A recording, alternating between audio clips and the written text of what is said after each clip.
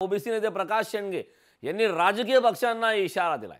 जे सगेसोरेचा जीआर काढेल त्यांचे आमदार पाडणार असा थेट इशारा आता प्रकाश शेंडगेने दिलाय।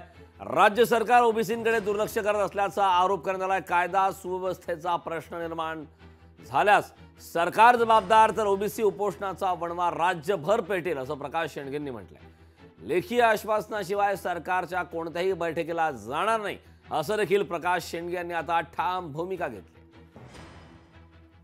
जरांगेचं उपोषण झालं त्या ठिकाणी सगळ्या मंत्र्यांची लाईन लागली तिथं। मग या ठिकाणी आता तिसरा दिवस आहे। मग ओबीसीचे आंदोलन दखल घेण्यासाठी सरकारचा एकही मंत्री या ठिकाणी का आला नाही हा माझा सरकारला सवाल आहे। आणि जर तुम्हाला मराठा समाजाला घेऊनच तुम्हाला माझं हे करायचं असेल तर उद्याला या येणाऱ्या विधानसभेमध्ये जरांगे म्हणतायत ना, जर जो कोणी त्यांच्या सगळ्या सभेच्या ज्याला विरोध करेल त्याला पाडणार म्हणजे पाडणार। आम्ही या ठिकाणी आव्हान देतो की जो ओबीसीच्या आरक्षणाला विरोध करेल, जो सगळे सभेचा जीआर काढेल त्यांचे आमदार सुद्धा चुन चुन के हम गिराएंगे, चुन चुन के। लोकशाही मराठी ऐका, पहा, जागरूक रहा।